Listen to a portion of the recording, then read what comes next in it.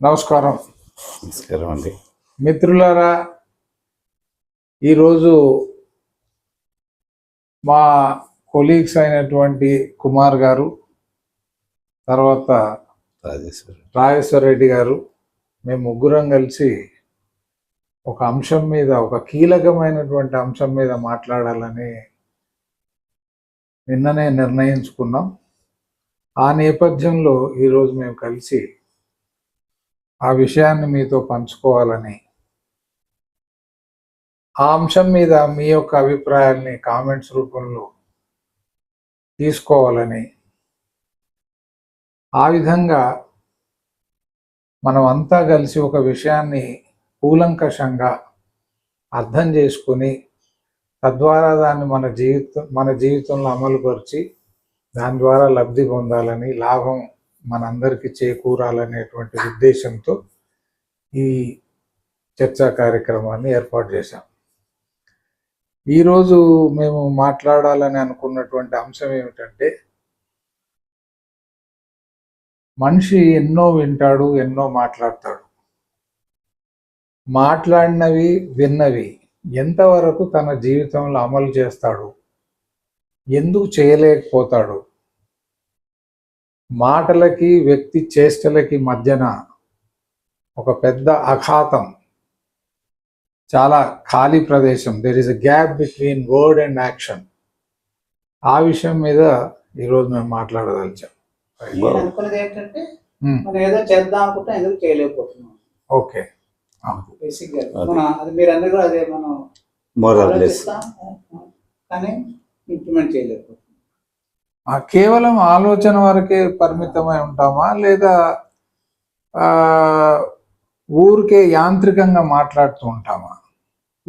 అంటే ఇప్పుడు ఇతరుల మెప్పు పొందడానికి మాట్లాడటం, ఇతరుల దృష్టిలో అది ఆదర్శం కాబట్టి దాని గురించి మాట్లాడటం, లేదా అనాదిగా అది నిజమని నమ్ముతూ మాట్లాడటం.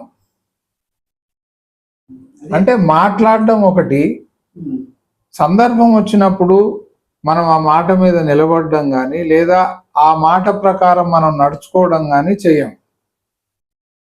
ఎందుకు అనే అంశాన్ని మనం మాట్లాడుతున్నాం.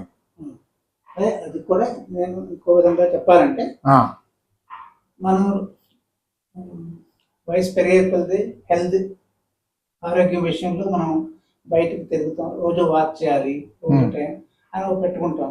2 రోజులు చేస్తాం, 3వ రోజు మానేస్తాం.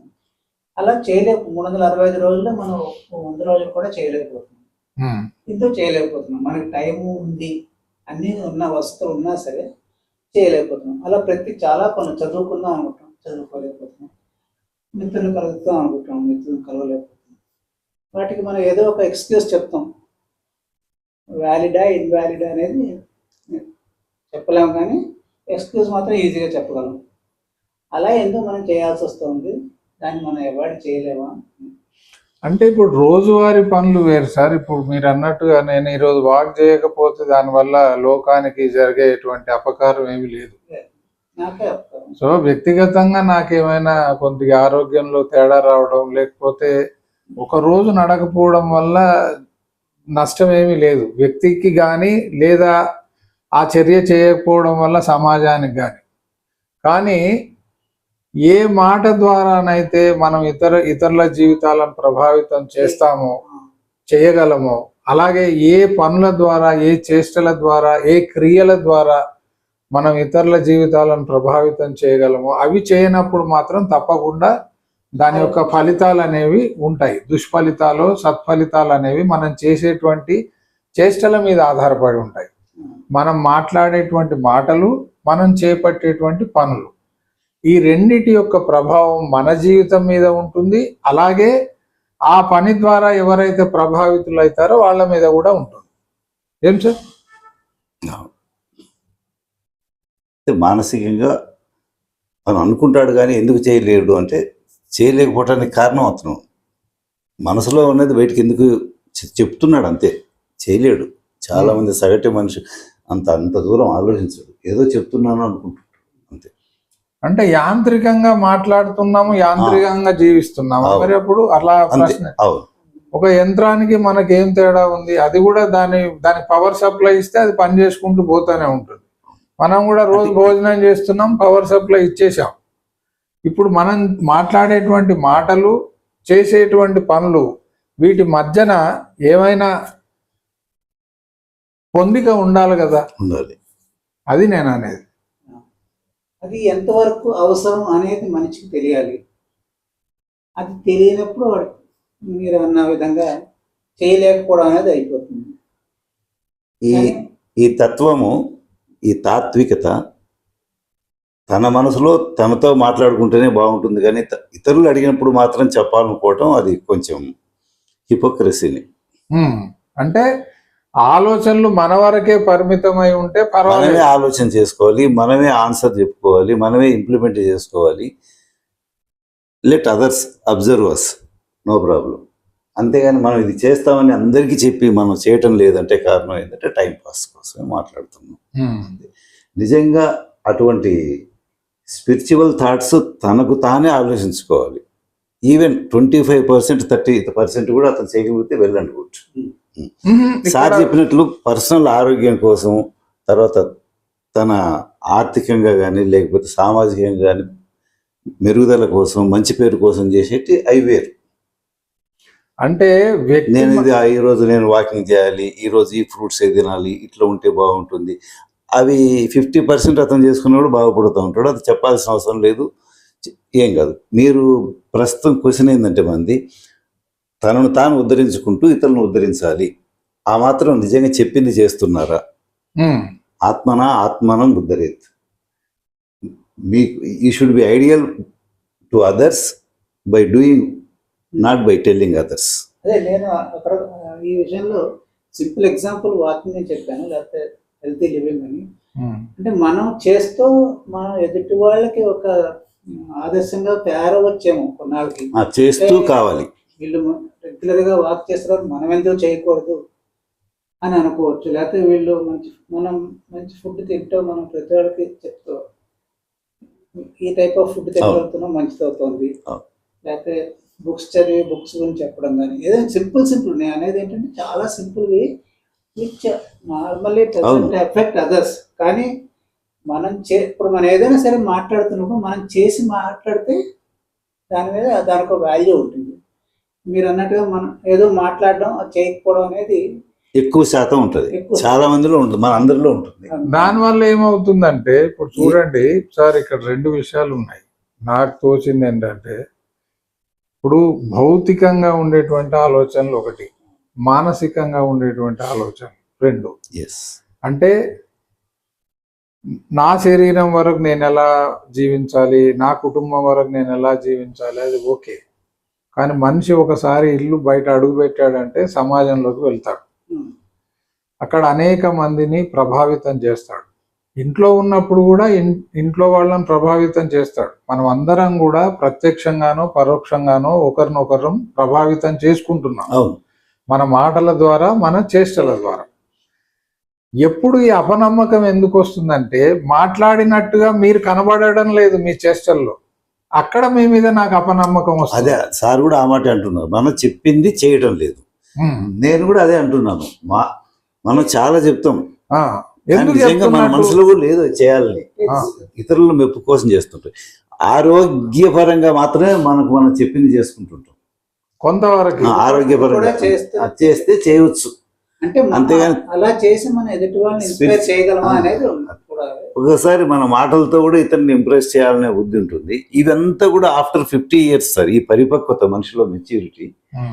టిల్ 50 years నువ్వు సంసారాన్ని ఈస్తున్నావు. మార్నింగ్ టు నీకే టైం టేబుల్ లేదు. What is next morning to evening till you reach home from your duties.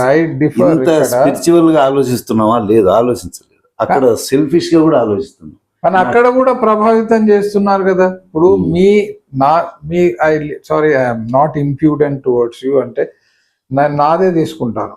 నేను ఉదాహరణ తీసుకుందాం, సత్యాన్నే పలకాలి మనిషి, సత్యమేవ జయతే అంటున్నాం. ఉదాహరణకి మనిషి ఎప్పుడు కూడా సత్యాన్నే పలకాలి అంటున్నాం. అంటే విన్నవారికి ఏమనిపిస్తుంది, ఓ ఈయన ఎప్పుడు మాట్లాడినా నిజమే మాట్లాడతాడు, సత్యమే మాట్లాడతాడు.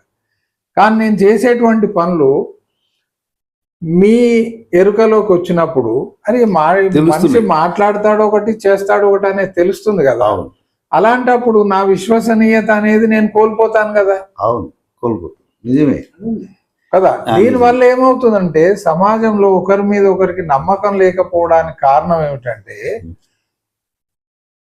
100కి 100 మంది అనొచ్చు, లక్షలో ఎవరో ఒకరు అలా ఉన్నారేమో, మాట్లాడిందే చేస్తున్నారు, చేసిందే చెప్తున్నారు. అవును మిగతా వాళ్ళంతా ఇందాక సారు చాలా చక్కగా చెప్పారు ఏంటంటే ఇతరులను ప్రభావితం చేయాలనో, ఇతరుల మెప్పు పొందాలనో, ఇతరుల ప్రశంసలు పొందాలనో, ఇతరుల దృష్టిలో తాను గొప్పవాడినని నిరూపించుకోవడానికో మాట్లాడుతున్నట్టుగా అనిపిస్తుంది. చాలా మంది, అందరూ అంటే బాగుండదు, చాలా మంది అందరూ అనొచ్చేమో.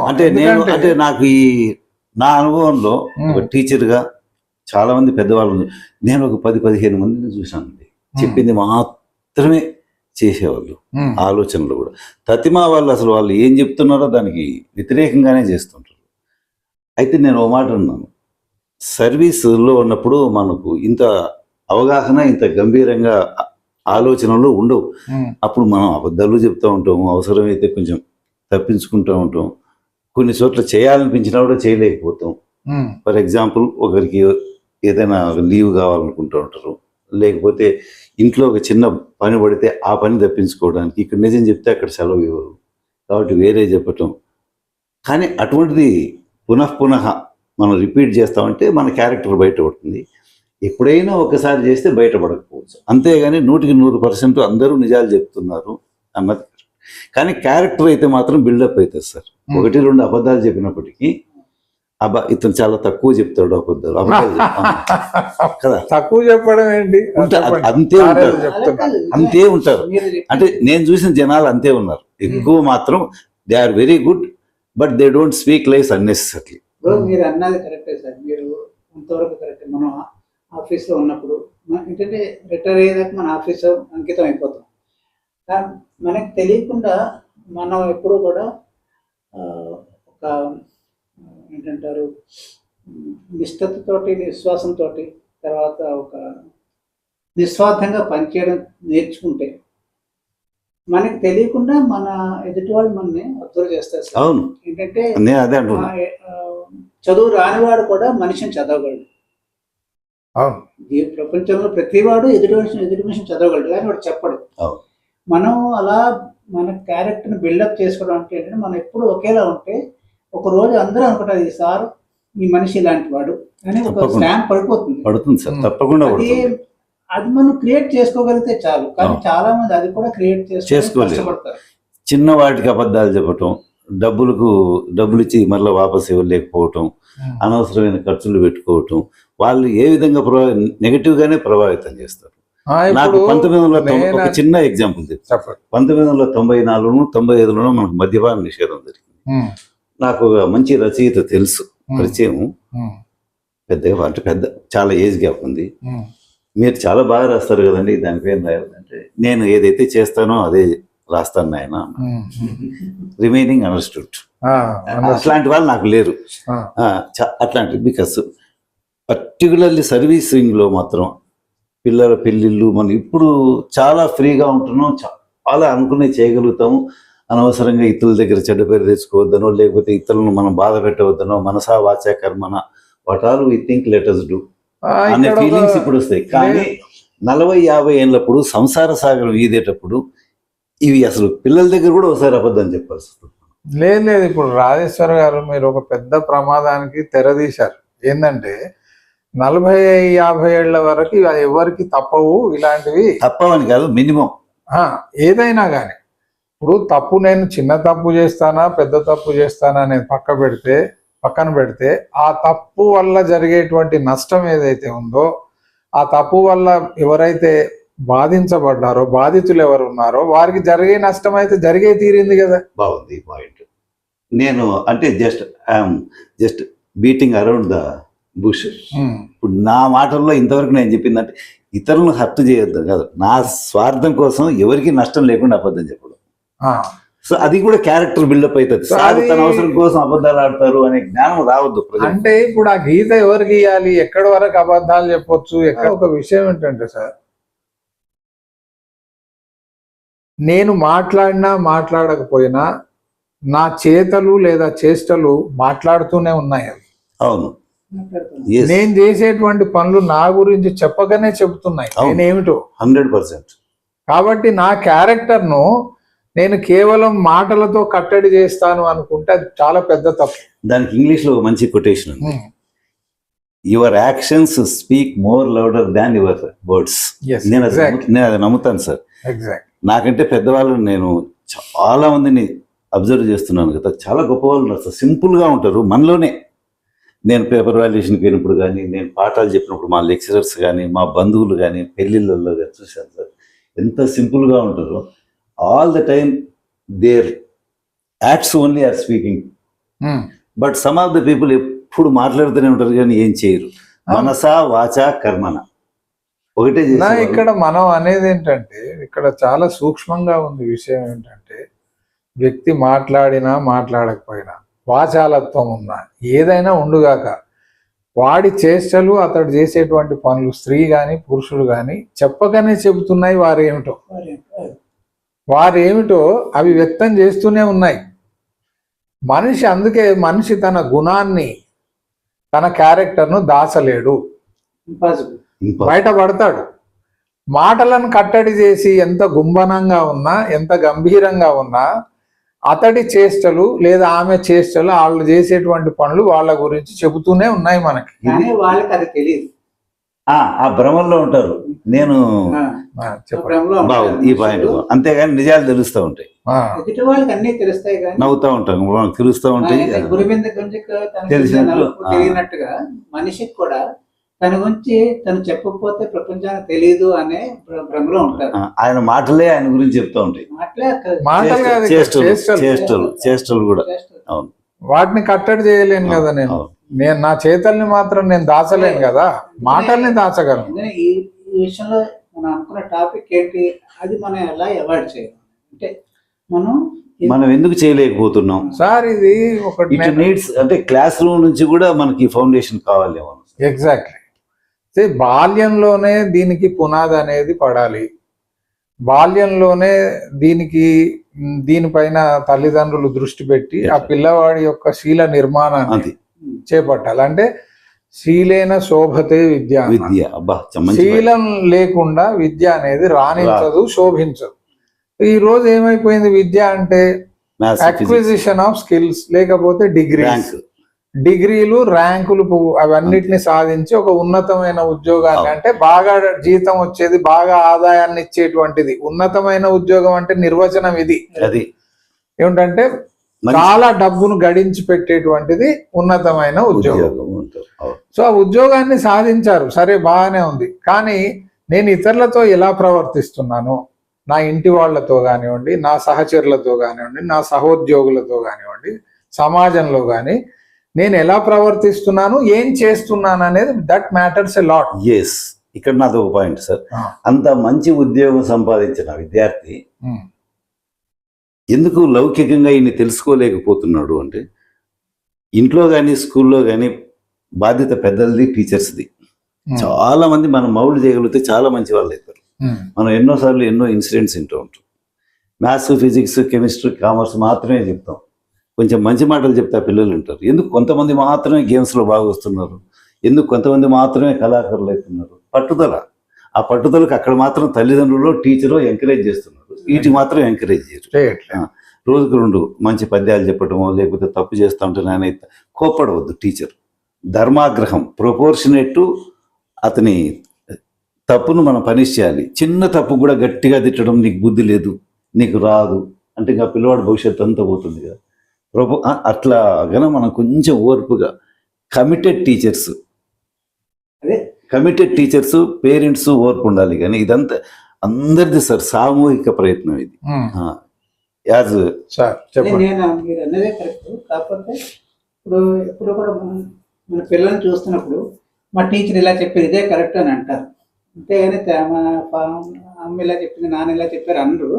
టీచర్ చెప్పింది వాళ్ళకి చాలా వాల్యూ, అది నిజమని నమ్ముతారు. అనే చిన్నతనంలోనే సరైన టీచింగ్ ఉంటే అంతకంటే ఫౌండేషన్ ఇంకెక్కడ ఉండదు. ఇంట్లో ఫౌండేషన్ ఏంటంటే ఇంట్లో తల్లిదండ్రులు ఏం చెప్పక్కర్లేదు బుద్ధులు, కానీ వాళ్ళు మంచిగా బిహేవ్ చేస్తూ ఉంటే వాళ్ళలో వాళ్ళు అదే వాళ్ళకి అంతే ఎడ్యుకేషన్ అవుతుంది పిల్లలకి. అంతే. ఇంట్లో అంటే education ఇప్పుడు అదే. పిల్లలు అనుకరణ ద్వారా నేర్చుకుంటారు అనేది జగమెరిగినటువంటి ఆ, సత్యం. అది ఇంట్లో ఆ విధంగానే ఉండాలి. మీ ఇద్దరు అభిప్రాయాలు నాకు నచ్చినాయి. మనం ఏం చేస్తామో అది చూస్తూ ఉంటారు. So children learn by imitation కదా. అయితే మనం మొత్తం బాధ్యత అంతా తీసుకొచ్చి టీచర్ నెత్తి మీద పెట్టాలేమో అనిపిస్తుంది నాకు. ఆ, ఇప్పుడు సార్ మాట్లాడేది ఏదైతుందో అంటే పిల్లవాడిని చిన్నతనం నుంచి టీచరు ఉపాధ్యాయుడు మందలిస్తూ ఉండడం, ధర్మాగ్రహం అన్నారు ఒకటి, అది ఆ పదం కూడా వచ్చింది. అంటే ఆయనను సరైన దారిలో పెట్టడానికి కొద్దిగా కోపడడం, అవసరమైతే అంతో కొంత దండం దశ గుణం భవేత్ అన్నట్టు అంతో కొంత శారీరకంగా కూడా దండన విధించడం. అంతే, మరీ తక్కువగా. తక్కువగా. చిన్న తప్పుకు పెద్ద పనిష్మెంట్ బయట నిలబెట్టడం ఇట్లాంటి పూర్వకాలం అంత అవసరం లేదు. మాటలు చెప్తే వింటారు పిల్లలు. కానీ ఇప్పుడు మొత్తం బాధ్యత అంతా ఉపాధ్యాయుడి మీద పెట్టారు. ఒక విషయం మర్చిపోతున్నాం, ఉపాధ్యాయుడు కూడా సమాజంలో నుంచి వచ్చినటువంటి ఒక వ్యక్తి. అవును. కాబట్టి నేను ఉపాధ్యాయుడిని అయ్యాను కాబట్టి మొత్తం నైతిక బాధ్యత అంతా నేనే తీసుకుంటాను అనడానికి ఆయనకు అంత క్యారెక్టర్ ఆయనకు కూడా ఉండాలి కదా. కాలేజీలు కాదు సార్, హై స్కూల్, చిన్న చిన్న school, school. Primary schools main foundation అంతే. అవును. బియాండ్ దట్ ఇంకేది కూడా ఫౌండేషన్. ఒక స్టేజ్ దాటిపోయాక వాళ్ళు ఎవరి మాట వినే స్థితిలో అవును అవును. ఫౌండేషన్ అనేది ఇంట్లోనూ టీనేజ్ వరకు, టీనేజ్ కూడా కాదు, 14-13 ఏళ్ళ వరకు. అక్కడిదాకా అక్కలేదు సార్, 6-7 సంవత్సరాలు అంతే. అవును. మీరు ఏమైనా చేయగలిగితే, అంతకంటే ఎక్కువ లేదు. కానీ పిల్లలు సంతోషపడడం, బాధపడడం 10వ తరగతి వరకు ఉంటుంది సార్. అది హెల్ప్లెస్ ఉంటారు. టీచర్ పొగిడితే సంతోషంగా ఉంటాడు, టీచర్ బాధ పెడితే బాధపడుతూ ఉంటాడు. అంతే, వాడే రియాక్ట్ కాలేడు కదా. రెండింటికి సంతోషం బాధ ఉంటుంది, ఇంక వేరే ఏం చేయడు. ఇంటర్మీడియట్ నుంచి వాడు కామెంట్ కూడా చేస్తాడు, ఇంకోటి కూడా చేయొచ్చు, ఇంకోటి. కానీ హై స్కూల్ వరకు పిల్లలు పాయింట్ ఏంటంటే ఎక్కడో దగ్గర మనం దారి తప్పాం. ఇప్పుడు దీంట్లో 3 పాయింట్స్ ఆల్రెడీ మనం మాట్లాడాం. ఒకటి ఏంటంటే మనిషి ఇతరులను సంతోష పెట్టడానికి, ప్రసన్నం చేసుకోవడానికి, ఇతరుల దృష్టిలో తను గొప్పవాడని నిరూపించుకోవడానికి ఇది పైన అనేక విషయాలు మాట్లాడుతుంటాడు అనేది ఒకటి చెప్పాం.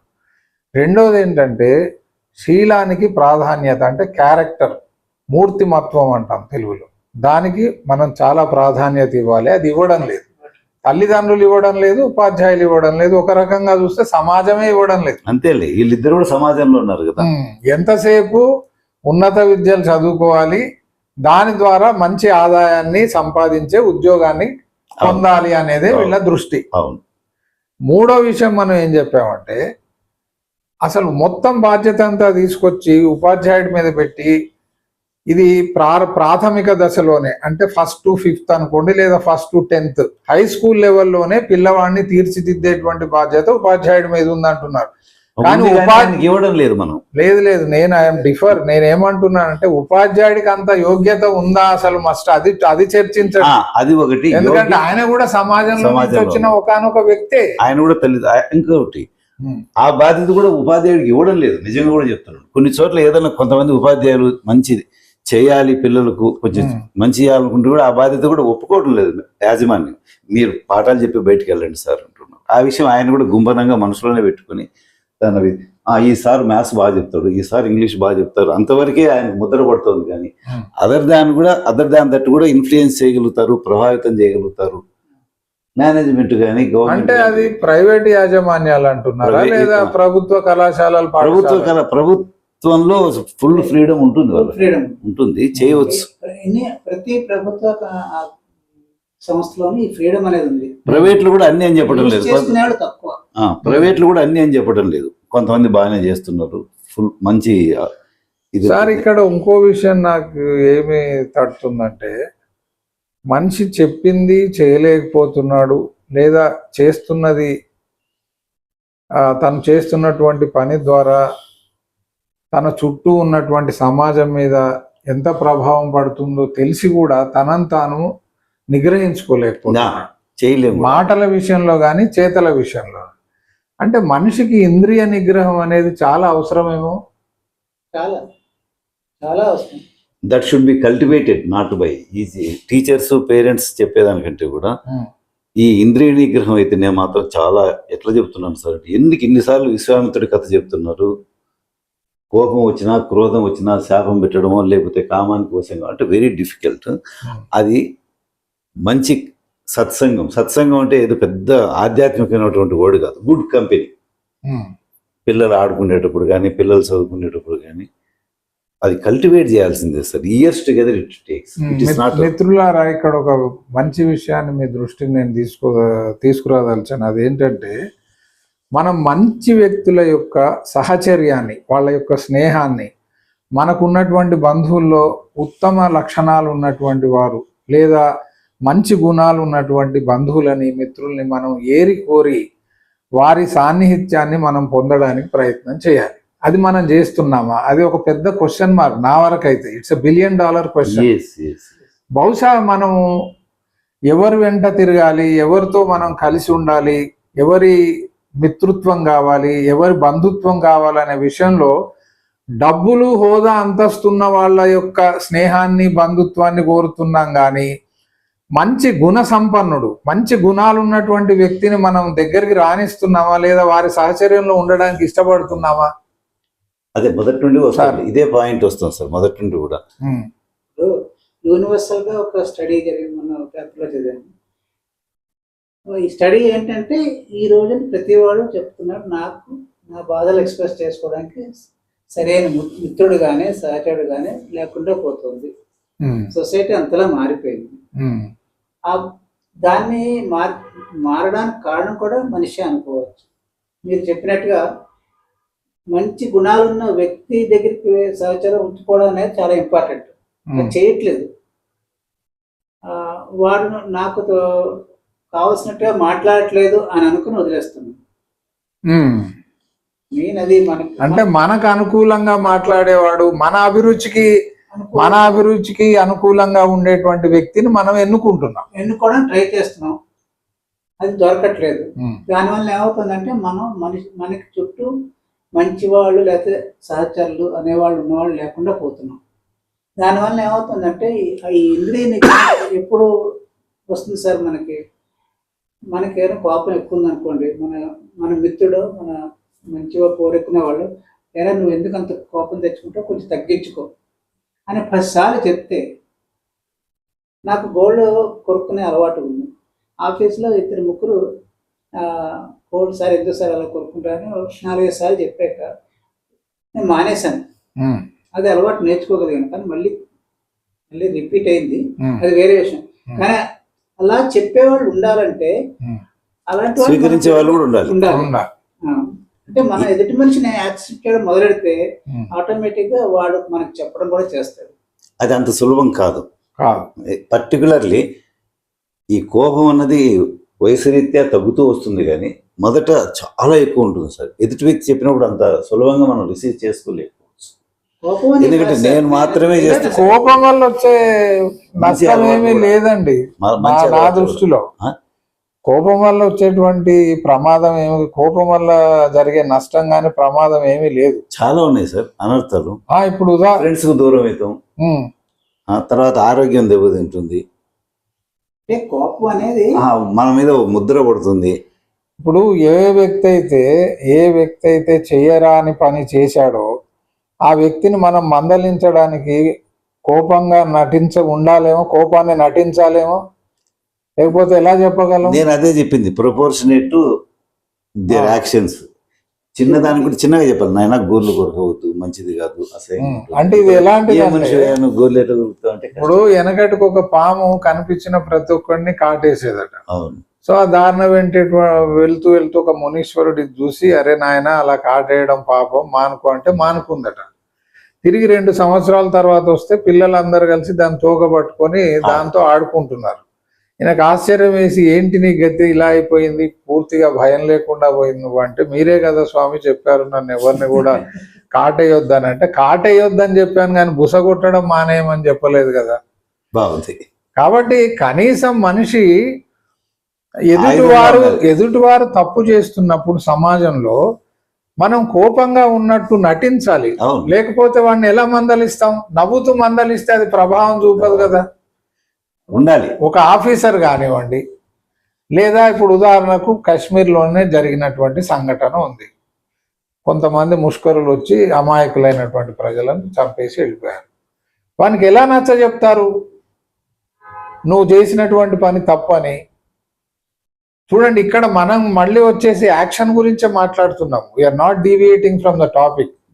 ఆ వ్యక్తి చేసినటువంటి క్రియ సమాజానికి ఆమోదయోగ్యం కాదు, సమాజం అంగీకరించదు.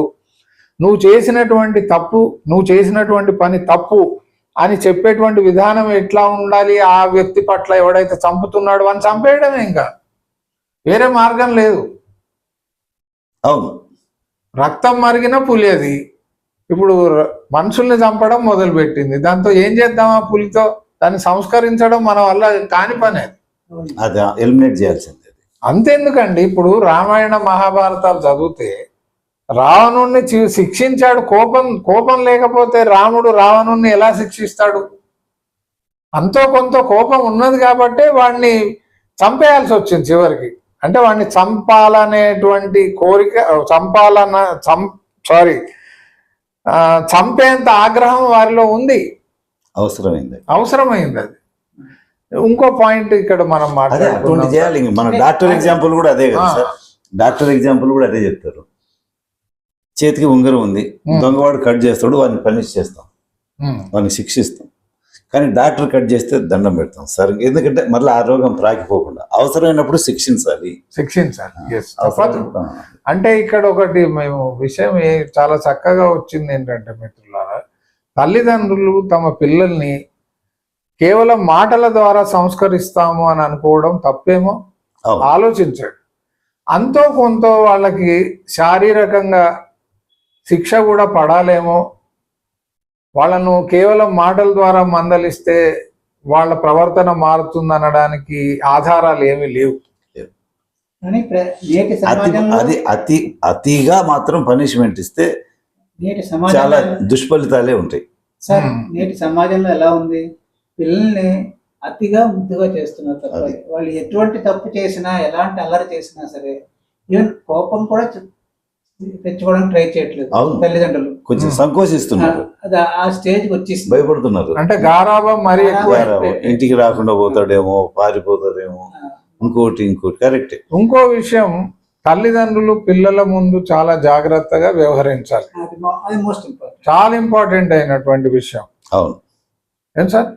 ఇప్పుడు నాలుగో విషయము, మంచితనం అనేది వ్యక్తుల్లో కల్పించడానికి లేదా వ్యక్తిని మంచివాడిగా తీర్చిదిద్దడానికి మనం ఎలాంటి ఇంద్రియ నిగ్రహాన్ని కలిగి ఉండాలి, ఏ విధంగా మనల్ని మనం అభివృద్ధి చేసుకోవాలి, మానసికంగా ఏ విధంగా ఎదగాలి అనే విషయం మాట్లాడు. ఇది మానసికతకి సంబంధించినటువంటి విషయం. ఇప్పుడు భౌతికంగా ఎదగడం అంటే ఈరోజు 4 ఫీట్లు ఉన్న అబ్బాయి మళ్ళీ నెక్స్ట్ ఇయర్కి 4.5 ఫీట్ అయ్యాడంటే ఓ భౌతికంగా ఎదిగాడని సంతోషపడ్డాం, పెద్దగా అయిపోయాడు, టాల్ అయ్యాడని. మానసికంగా ఒక వ్యక్తి ఎదుగుతున్నాడా లేదా అనడానికి కొలమానం ఏది? మానసికంగా ఎదుగుతున్నాడా అనే దానికి వాడు బిహేవియర్, అంటే వాడి ప్రవర్తన ఎలా ఉందనేది మనం స్టడీ చేయగలిగితే, అబ్జర్వ్ చేస్తే దాంట్లో మనకు తెలుస్తుంది. అంటే దాని అర్థం ఏమిటి? అతను ఎలా మాట్లాడతాడు, ఎలా చూస్తాడు, తన చేతుల ద్వారా ఎలాంటి పనులు చేస్తాడు, ఏం సార్? తన ఇంద్రియాలను, కళ్ళు, చెవులు, ముక్కు, నోరు, నాలుక, వీటిని అన్నిటినీ ఏ విధంగా ఉపయోగిస్తాడు అనే దాన్ని బట్టి ఆ వ్యక్తి యొక్క మూర్తిమత్వం అనేది, పర్సనాలిటీ అనేది అభివృద్ధి చెందుతుంది. అంటే కళ్ళతో దేన్ని చూడాలి, దేన్ని చూడకూడదు అనే విజ్ఞత ఉండాలి. నోటితో ఏవి మాట్లాడాలి, ఏవి మాట్లాడకూడదు, ఏ పనులు చేయాలి, ఏవి చేయకూడదు, ఏవి ఆలోచించాలి, ఏవి ఆలోచించకూడదు. అంతే కదా సార్? వ్యక్తిత్వము, పర్సనాలిటీ అంటే ఇంతే కదా సార్, ఇంకేముంది? అంతే కదండి. ఏ పనులకి దూరంగా ఉండాలి, ఏ పనులను వెంటనే చేసేయాలి, వేటిని అవాయిడ్ చేయాలి, వేటిని టేకప్ చేయాలి. అంటే విజ్ఞత అంటాం ఇక్కడ, విజ్ఞత అంటాం. The sense of discrimination. అంటే ఈ పని చేయదగ్గదా కాదా, ఈ పనికి నేను దూరంగా ఉండాలా, అతి దగ్గరగా వెళ్ళాలా? అందరికి వస్తాయి కోరికలు, అందరికీ ఉంటాయి. అంతెందుకు నిర్మోహమాటంగా నేను చెప్తున్నాను, 16 నుంచి 20 సంవత్సరాల వయసు ఉన్నటువంటి బాలురు కానీ బాలికలకు కానీ లైంగిక వాంఛలు ఉండడం అనేది సహజం. అది సహజం. అలా లేకపోతే something is wrong with that child definitely. Yeah. అని డాక్టర్ దగ్గర తీసుకెళ్ళండి వెంటనే అలాంటివి లేకపోతే. అయితే ఈ శరీరంలో కలిగినటువంటి ఈ వాంఛ, ఈ కోరిక ఏదైతే ఉందో అది తీర్చుకోవడానికి ఒక సమాజం చేత ఆమోదించబడినటువంటి ఒక పద్ధతి ఉంది. ఏమిటి? నీకు ఒక యుక్త వయసు వచ్చిన తర్వాత, నువ్వు యోగ్యుడైన తర్వాత నువ్వు వివాహం చేసుకొని అలాంటి సుఖ సంతోషాలను నువ్వు పొందొచ్చు. అంటే ధర్మంగా, న్యాయంగా, సమాజం అంగీకరించే విధంగా నువ్వు నీ కోరికలను నెరవేర్చుకోవచ్చు. అలాగే నీకు డబ్బు సంపాదించడం కానివ్వండి, లేదా ఇంకేమైనా వస్తువులను కొనుక్కోవడం కానీ. ధర్మం, అర్థం, కామం ఏదైనా సరే డబ్బులు కూడా దొంగతనం చేయడం కాదు, కష్టపడి సంపాదించాలి, మోసం చేసి కాదు. అదే విధంగా కామం, దాంపత్య సుఖం కానీ, కోరికలు కానీ, ఇది కావాలని ధర్మంగానే ఉండాలి. వండర్ఫుల్. అది దానికి మనం దారి తీయాలి.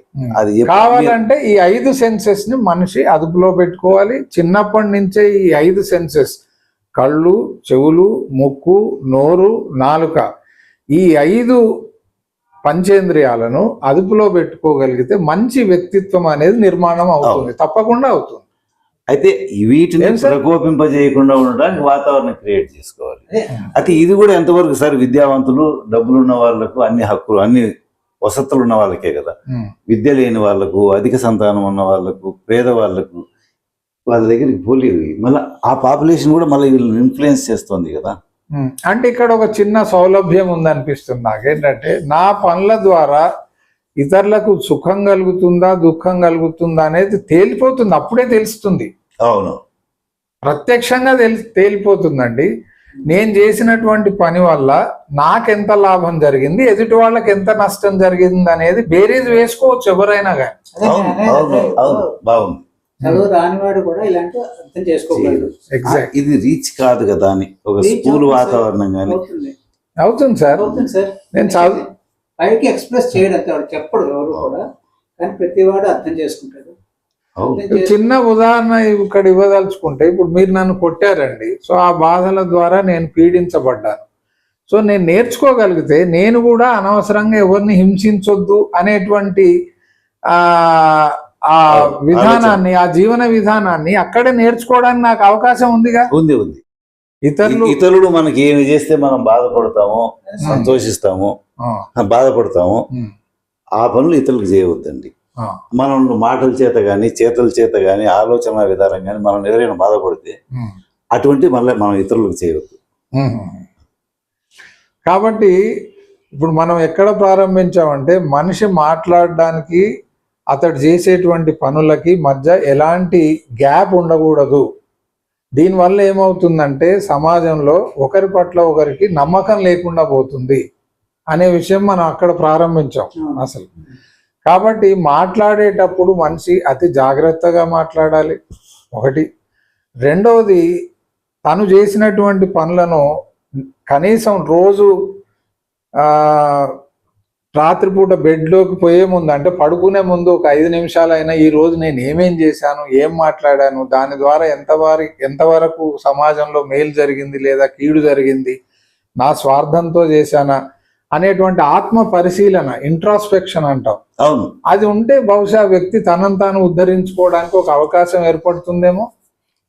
మీ మాటతో నేను ఏకీభవిస్తూ మాట చెప్తున్నాను సార్. ఈ ఇంట్రాస్పెక్షన్, తనకు తాను ఆత్మవిమర్శన చేసుకోవటం ఒక వ్యక్తికి కావాలంటే అతని బ్యాక్గ్రౌండ్ ఎంత ఉండాలి, అతనికి ఎంత చదువు ఉండాలి, అవసరం ఏం చదువు ఏం అక్కర్లేదు. నాకు ఈ విషయంలో చాలా ఇంపార్టెంట్ ఏంటంటే, మనం రోజువారీ జీవితంలో టీవీలో కానీ, రేడియోలో కానీ ఇలా మంచి భావాలతో ఉన్న ఉంటాం. విన్నంతసేపు బాగానే ఉంటుంది. అది మనకి అప్లై చేసుకున్నప్పుడు మాత్రం మనం చేస్తాం. రెండోది ఏంటంటే, మనం కూడా ఎదుటివాడికి నీతులు చెప్పడానికి వెనుకాడం, కానీ అవి మనం ఎప్పుడు చెయ్యము. దానివల్ల సార్ అన్నట్టుగా ఇంట్రోస్పెక్షన్ అనేది ఎండ్ ఆఫ్ ది డే చేసుకోవాలంటే వాడికి ఆ ధైర్యం ఉండాలి, దమ్ము ఉండాలి, వాడు అనలైజ్ చేసుకునే దమ్ము ఉండాలి. నేను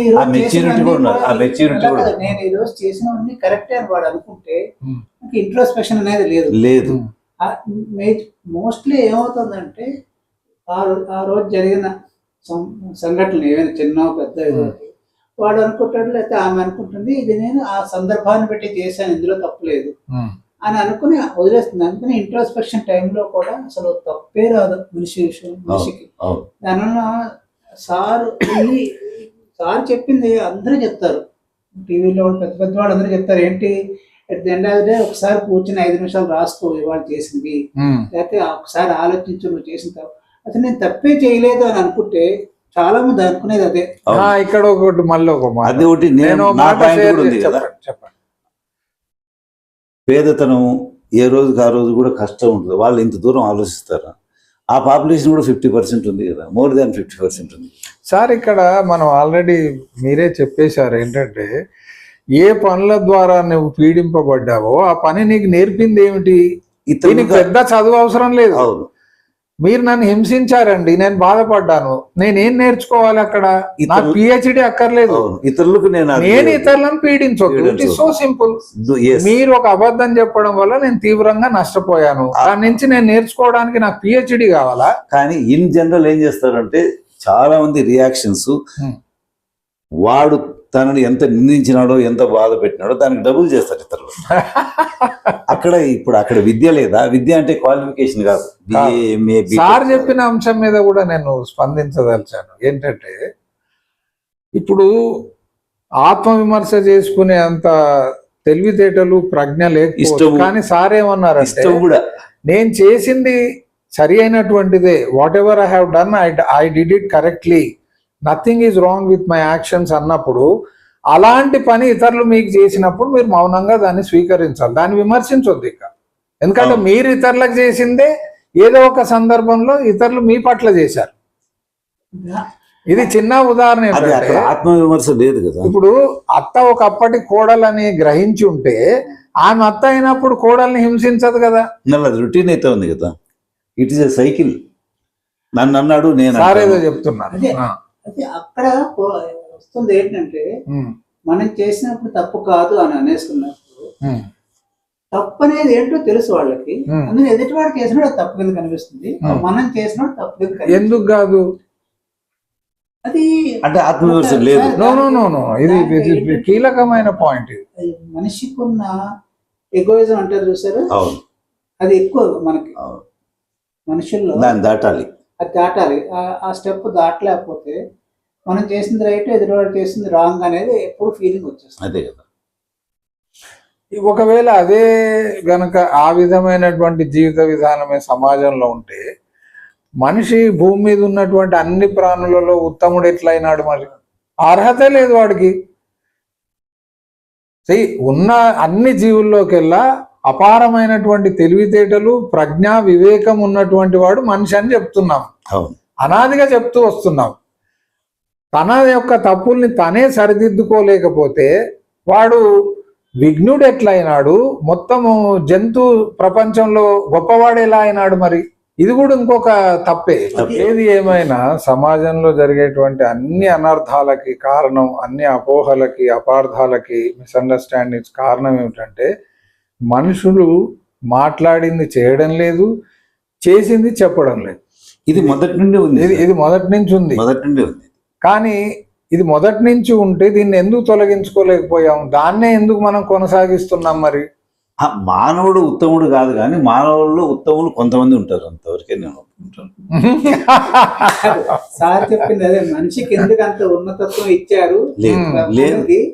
అది నేను లేదు సార్, చాలా నా మొత్తం లైఫ్ లో నేను చూసింది అది. నాకెందుకు ఎప్పుడు అది అనిపించలేదు, అలాగా మనిషే ఉత్తముడు అనేది అనిపించలేదు. మనం లేదు, అదే అంటున్నాను. కొంతమంది మాత్రమే ఉన్నాం, వాళ్ళు అనేది మనమే మనం డిసైడ్ ప్రతి విషయంలో కూడా కొంతమంది మహాత్ములను, కొంతమంది సైంటిస్టులు మనం ఎగ్జాంపుల్ తీసుకుంటున్నాం కదా సార్. వాళ్ళు అట్లా చేసినారు అంటే అతి తక్కువ ఉన్నారు మంచి వాళ్ళు.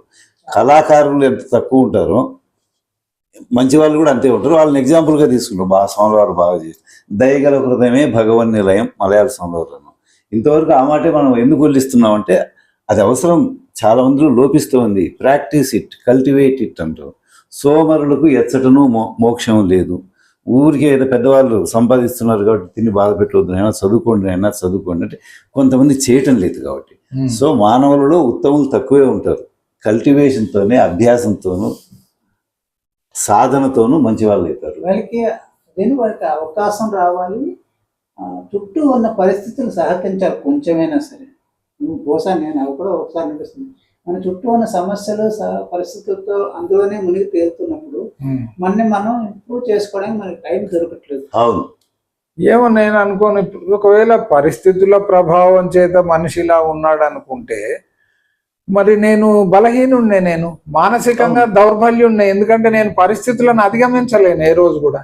అదే నిజమే సార్. ఎంతో పరిపక్వత ఉంటే గానీ, ఎంతో పరిపక్వత ఉంటే గానీ మనిషి తనకు జరిగిన మంచిని కానీ చెడును కానీ అనలైజ్ చేసుకోగలుగుతాడు.